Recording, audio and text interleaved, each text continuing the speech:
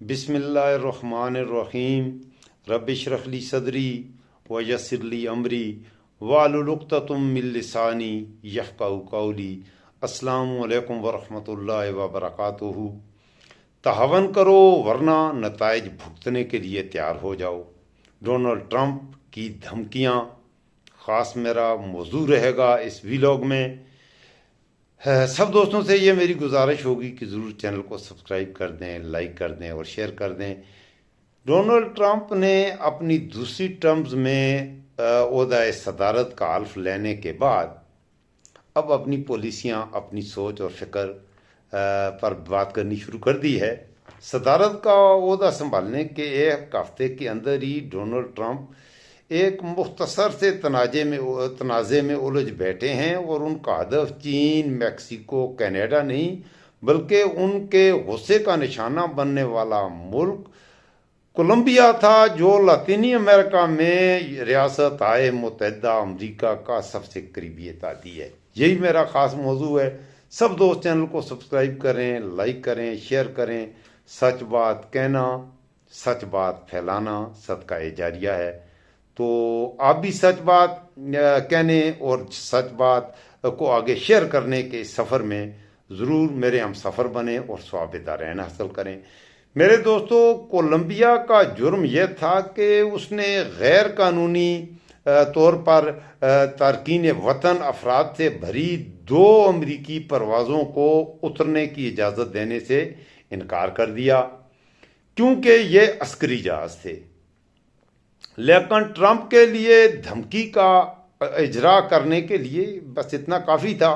Donald Trump ہے، نہ کوئی کھڈا، نہ کوئی جمپ۔ ڈونلڈ ٹرمپ ٹرمپ نے سوشل میڈیا پر لکھا کہ ہم کولمبیا کی حکومت کو اس بات کی اجازت نہیں دے سکتے کہ وہ امریکہ پر تھوپ دیے جانے والے مجرموں کی واپسی سے متعلق اپنی قانونی ذمہ داریوں سے ردگردانی کرے۔ ٹرمپ نے یہ بھی دھمکی دی ہے کہ کولمبیا کو 25% ٹیرف کے ساتھ ساتھ سفری پابندی اور سرکاری حکام کے ویزا کی منسوخی کا بھی سامنا ہوگا۔ بعد میں وائٹ ہاؤس نے یہ بھی اعلان کیا کہ کولمبیا نے غیر قانونی تارکین وطن کی عسکری طیاروں میں واپسی کی حامی بھر لی ہے، اس لیے ان اقدامات پر عمل نہیں کیا جائے گا۔ اپنے پہلے ہفتے کے دوران ایسا لگ رہا ہے کہ امریکی صدر تجارتی معاملات کے مقابلے میں امیگریشن پر زیادہ توجہ دیے ہوئے ہیں، اور ایسی قوموں کو سزا دینے کے لیے تیار بیٹھے ہیں جو امریکہ کی نئی سخت گیر امیگریشن پالیسی کی حمایت نہیں کر رہی۔ امریکہ میں قانونی اور غیر قانونی طور پر بہت بڑی تعداد میں انڈیا، پاکستان، چائنا اور دنیا کے مختلف ممالک کے لوگ ہیں۔ سب سے بڑی تعداد اللیگل امیگرینٹس کی ہے وہ انڈیا کی ہے۔ میکسیکو کے بعد سب سے بڑی تعداد انڈیا کی ہے، اور انڈیا سے بھی اس حوالے سے امریکہ کی کھٹ پٹ جاری ہے، اور امریکہ نے یہ واضح طور پر کہہ دیا ہے کہ جو اللیگل امیگرینٹس ہیں یو ایس اے میں انڈینز، وہ بوری بستر باندھو، جاؤ نریندر مودی کے پاس۔ ٹرمپ امریکی اتحادیوں اور مخالفین کو ایک جیسی تنبیہ کر رہے ہیں۔ یہ بات ہے حیران کن ہے کہ اگر امریکہ کے ساتھ تعاون نہ کیا گیا تو نتائج سنگین تر ہوں گے۔ اب سنگین تر نتائج میں ہمارا پاکستان نہ صرف آتا ہے بلکہ ہمارے عربی بھائی بھی آتے ہیں، لیکن ہمارے عربی بھائی بہت سمجھدار ہیں۔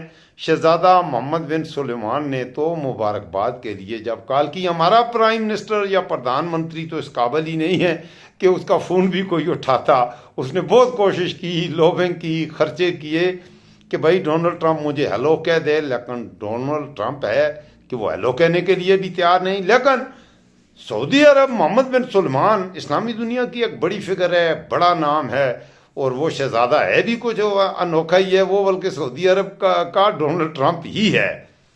شہزادے نے فون کیا اور ڈونلڈ ٹرمپ کو خوشخبری سنائی کہ سعودی عرب امریکہ میں $600 ارب کی سرمایہ کاری کرنے کا ارادہ ہے، اور یہ سرمایہ کاری ڈبل ہو کے $1200 ارب تک بھی جا سکتی ہے آئندہ 4 سالوں میں۔ تو سب کچھ دوست تو ایسے ہیں امریکہ کے اتحادی کے ہیں، یا تو وہ امریکہ کے صدر کی فرمائش سے پہلے ہی جو تعاون وہ ایکسپیکٹ کرتا ہے اس سے بڑھ کے تعاون کرنے کے لیے انہوں نے سرخ دریاں بچھا دی ہیں، اور وہ کہہ رہے ہیں کہ آ جا تینوں اکھیاں اڈھیک دیاں سجنا وے دل واجاں ماردا، تو وہ تو یہ گانے گنگنا رہے ہیں۔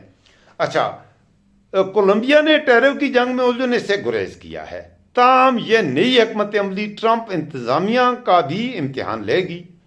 اگر مستقبل میں ایسی دھمکیوں پر عمل کیا گیا اور امریکی شہریوں کو اس کی قیمت افراد زر کی شکل میں ادا کرنا پڑی تو کیا لوگ احتجاج کریں گے؟ کیا وہ معاشی تکلیف اس لیے برداشت کرنے پر آمادہ ہو جائیں گے کہ ٹرمپ اپنی امیگریشن کی ترجیحات پر عمل پیرا ہو سکیں؟ یہ ایک سوالیہ نشان ہے، آپ کی خدمت میں رکھ رہا ہوں۔ امریکہ محکمہ زراعت کے مطابق امریکہ 27% کافی کولمبیا سے درآمد کرتا ہے۔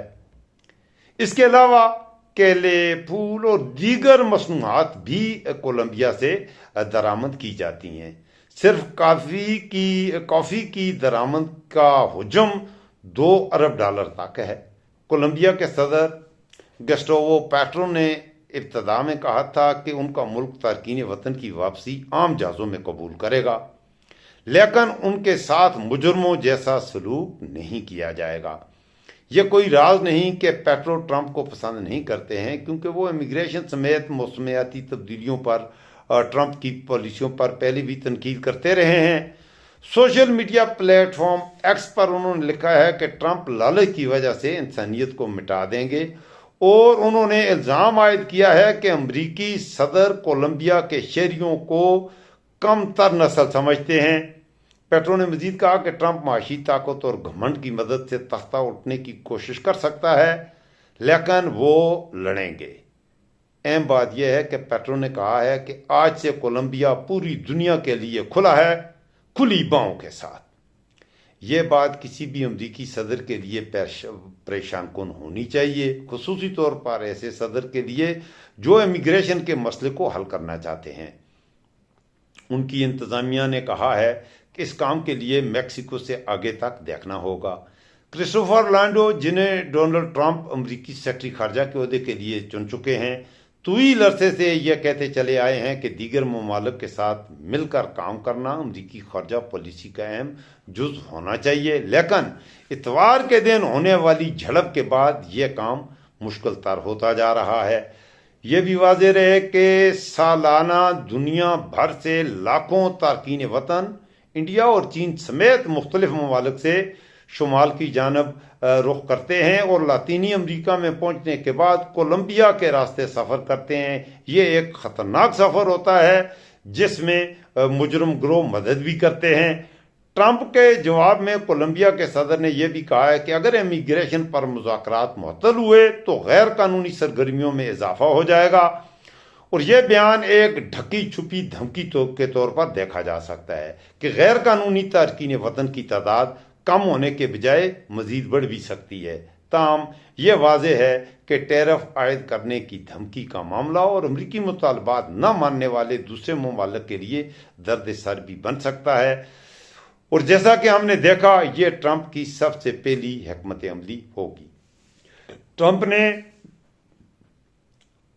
کولمبیا اس کا قریبی اتحادی ہے، اس کے علاوہ اپنی توپوں کا رخ پہلے رشیا کی طرف بھی کیا، اور اسے بھی سنگین پابندیوں اور سنگین نتائج کی پریزیڈنٹ پیوٹن کو بھی دھمکی دے چکے ہیں وہ۔ اور اس کے علاوہ ٹرمپ اس حد تک چلا گیا ہے کہ اس نے کہا ہے کہ کینیڈا اور گرین لینڈ اور پاناما کینل ان جگہوں پر وہ قبضہ کر لے گا۔ اب کینیڈا ایک انڈیپینڈنٹ خود مختار ملک ہے، رقبے کے لحاظ سے وہ دنیا کا دوسرا بڑا ملک ہے، اور کینیڈا اور امریکہ بالکل بھائیوں کی طرح آپ سمجھ لیں، بلکہ کینیڈا کو امریکہ کا بغل بچہ آپ کہہ لیں۔ ایسے حالات میں اپنے بچوں کو بھی کے ساتھ یہ سلوک اگر امریکہ کرے گا تو پھر دنیا کے حالات، دنیا کی آئندہ سیاست کا رخ ان 4 سالوں میں جب پریزیڈنٹ ڈونلڈ ٹرمپ کے دور میں تبدیل ہوتا نظر آتا ہے۔ اب آخر میں بات کرتے ہیں اپنے پیارے انڈیا اور اپنے پیارے پاکستان کی۔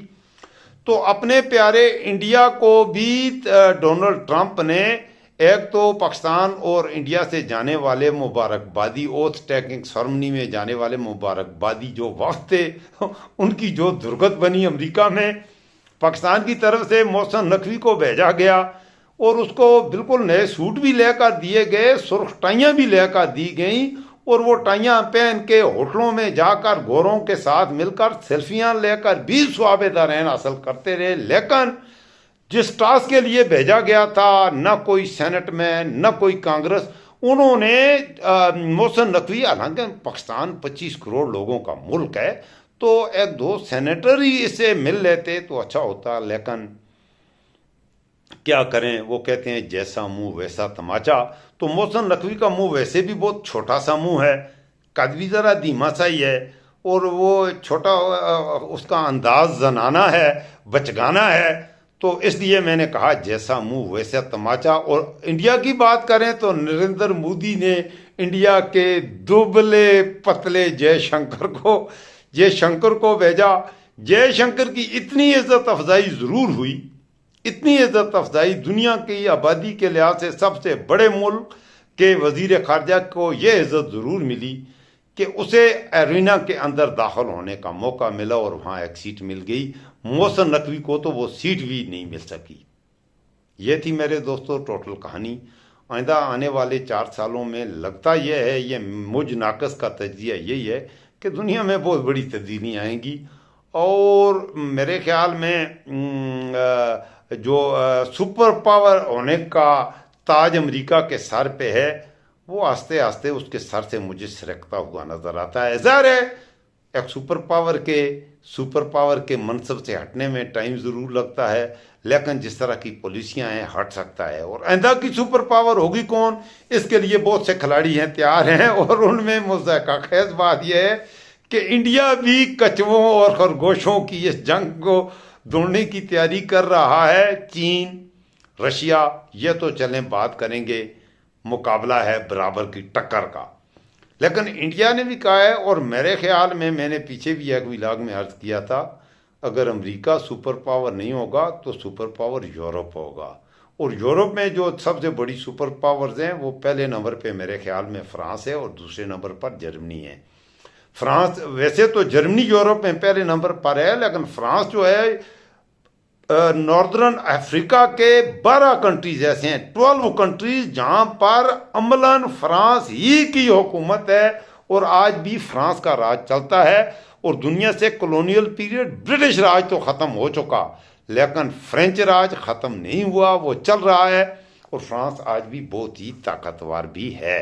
ایسے حالات میں اگر امریکہ کی سپرمیسی کی اس جنگ میں امریکہ تنزلی کی طرف جائے گا تو جو ویکیوم یا جو خلا پیدا ہوگا اسے پر کرنے کے لیے دنیا میں بہت سی طاقتیں ہیں جو زور لگائیں گی، اور ان طاقتوں میں کسے وجہ ملے گی اور کسے شکست ہوگی یہ بات تو رہی بعد میں، لیکن اس دوڑ میں دوڑنے والوں میں جہاں چائنا ہوگا، رشیا ہوگا، وہاں فرانس اور جرمنی بھی ہوں گے۔ اتنا ہی کہنا تھا۔ اگر ولاگ پسند آئے ضرور چینل کو لائک کر دیجئے گا، دوستوں کے ساتھ شیئر کیجئے گا، سبسکرائب کر دیجئے گا، میری حوصلہ افزائی ہوگی۔ یہ آپ کا اپنا ڈیجیٹل پلیٹ فارم ہے، آپ کا چینل ہے، میں کوشش کرتا ہوں آپ کی آواز بنوں اور حق اور سچ بات جو حقائق پر مبنی ہو اپنے تجزیے کے ساتھ آپ کی خدمت میں رکھوں۔ اس وقت تک اتنا ہی، آپ کے فیڈ بیک کا بھی مجھے انتظار رہتا ہے، اور بیل آئیکن پریس کرنا مت بھولیے گا۔ رات کو 9 سے 10 بجے کے درمیان ہر روز، تقریباً ہر روز میرا لائیو سٹریم بھی ہوتا ہے، آج بھی ہوگا انشاءاللہ۔ تو لائیو سٹریم میں بھی آپ بیل آئیکن پریس کر کے میرے لائیو سٹریم اور میرے آنے والے ویلاگز کے نوٹیفیکیشن بھی موصول کرتے رہیں گے۔ اس کے علاوہ ابن اسکندر خان کے نام سے میرا فیس بک پر بھی چینل ہے، تو آپ فیس بک پیج پر بھی مجھے فالو کر کے ثواب دارین حاصل کر سکتے ہیں۔ اپنا خیال رکھیے گا، ابن اسکندر کو رکھیے گا دعاؤں میں یاد، اور اپنا خیال خود رکھیے گا، کیونکہ ملک پاکستان میں کوئی کسی کا خیال نہیں رکھتا۔ اللہ حافظ، فی امان اللہ۔